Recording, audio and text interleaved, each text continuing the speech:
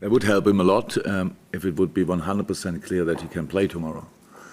Because, and I really don't understand it, why in the world of social media where you are all on it, when we were all together, a supporter jumped over something, was chased by some security guys, slipped and kicked his ankle.